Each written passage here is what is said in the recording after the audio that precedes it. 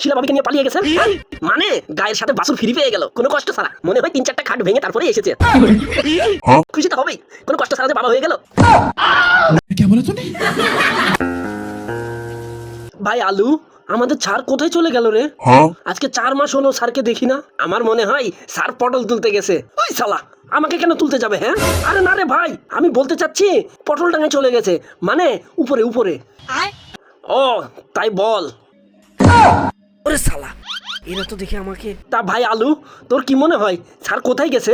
আরে পাগলা, তুই জানিস না আমাদের স্যার শিলা ভাবিকে নিয়ে পালিয়ে গেছে? তুই কি করে জানলি?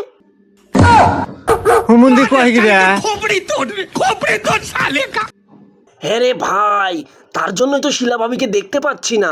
ছি ছি ছি ছি ছি, শেষমেশ কিনা স্যার আমাদের বল্টুর বউটাকে নিয়েই পালালো।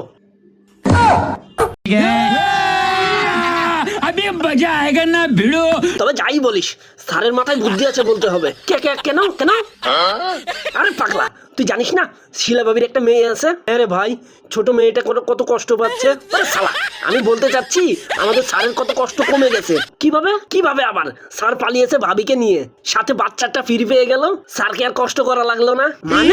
মানে গায়ের সাথে বাছুর ফিরে পেয়ে গেল কোনো কষ্ট ছাড়া।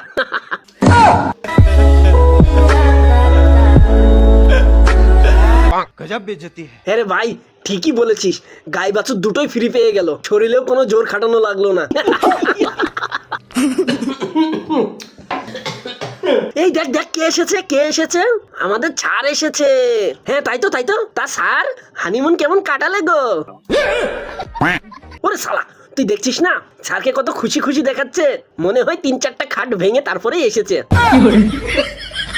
হ্যাঁ গো স্যার, তোমার বাছুর না মানে তোমার মেয়ে না মানে শিলা ভাবির মেয়ে তোমাকে বাবা বলে ডেকেছে তো। আরে পাগলা, স্যারের চেহারা দেখছিস না কত খুশি। আরে পাগলা, খুশি তো হবেই, কোনো কষ্ট ছাড়া যে বাবা হয়ে গেল। না, এবার তো এটা চুপ করাতে হবে, না হলে তো আমার মান সম্মান কিছু থাকবে না। এই সবাই চুপ।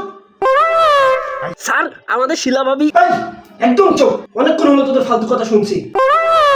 আমি আর একটা ফালতু কথা শুনতে চাই না। আরে শালা, এসব গোপন কথা কিভাবে ফাঁস হয়ে গেল? না, এখন কিছু একটা বলে চেপে যাই। ভাই শালা লড়া দোষণ, তুই এদেরকে সব উল্টো পাল্টা কথা বলেছিস তাই না? না স্যার, চুপ, একদম চুপ। আমি আর একটা ফালতু কথা শুনতে চাই না।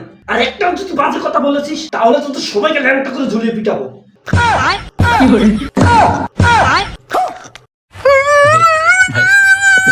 যা, আজকে সবার ছুটি, আগামী শুক্রবারে ক্লাস হবে। স্যার, শরীর খুব ক্লান্ত তাই না? এরকমটা হয় স্যার, অনেক ধকল গেছে না। তুমি বেশি বেশি করে কাজু বাদাম খাও, তাহলে দেখবে ঠিক হয়ে যাবে।